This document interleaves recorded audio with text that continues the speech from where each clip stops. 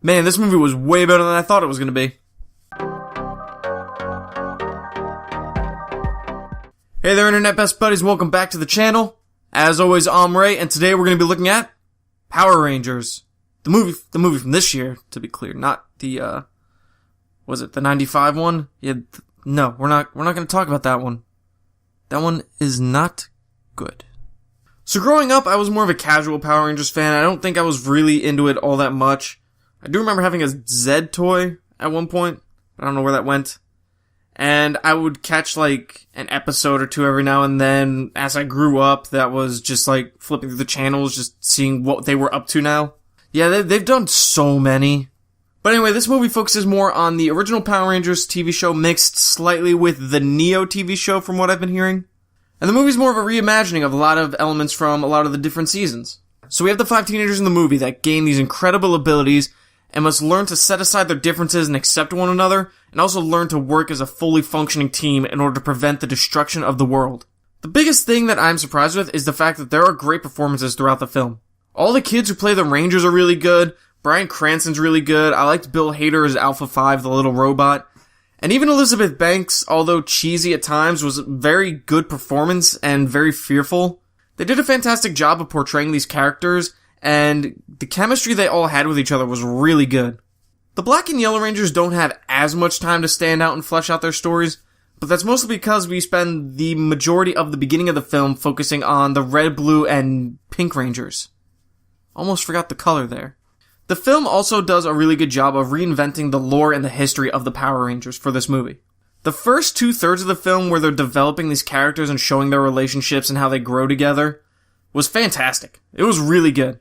Unfortunately, it does dip a little bit when we get to the actual parts where they morph into their suits and start actually fighting the Putty Patrol and Rita Repulsa. It was still good, but honestly not as good as the first part of the film. They have very well handled problems and situations going on in their lives that are really good and really relatable to a modern audience, and also make them so much more than just the nerdy one or the jock. The special effects also, for the most part, are pretty good throughout the movie. The film is also very humorous and funny at points, and there's actually a really inappropriate joke pretty much right in the beginning of the film when we first see Jason involving a cow, and that just kind of came out of left field for me, but I really liked it. I thought it was pretty good. Like I said, Elizabeth Banks was really good in the film. I really liked how they kind of started her off as this fearful character, kind of like a Freddy Krueger, but then later on she becomes a little more goofy, and I didn't like that as much. Let's just keep turning my hands like this. So in the film, Billy morphs twice, but once is accidentally. And then when they figure out how to morph, they only do it at the end. And I kind of wish there was more morphing going on. They really just kind of saved that towards the end of the film. The music choices for the movie were a little weird as well.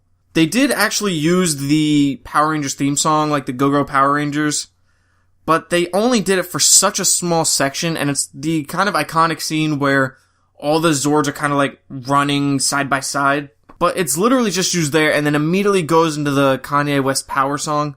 I just wish they would have used the theme song for the Power Rangers a little more, maybe as the intro to the actual fight. It honestly came off a little more jarring than nostalgic for me. Power Rangers was surprisingly a lot of fun and an absolutely fantastic interpretation of the 90s TV show that it's based on. Definitely worth a watch in theaters. Power Rangers gets a 7 out of 10. The cool thing is, 2 of the original Power Rangers do make cameos in the film. I kinda wish they had different cameos though, instead of the ones they were given, but they are there. Also, there is a mid-credit scene. Although, if you know anything about the Power Rangers, you kind of already suspect exactly what it's going to set up for future films. Which, from what they're saying, they plan on doing like 5 more. If they keep doing them like this, then yeah, it'll be good. I'll watch them. I'll watch that slow, steady decline into Transformers territory. So let me know down in the comments what your favorite Power Rangers team was. If I honestly had to choose from my kind of vague memory of the Power Rangers, I'd maybe go Dino Thunder, but it's such a slim difference between them and the original Mighty Morphin Power Rangers. If you haven't done so already, go and subscribe so you can stay up to date with all the content that I put out. Also, give the video a like and share it with a buddy. Thanks again for watching, everybody. See ya.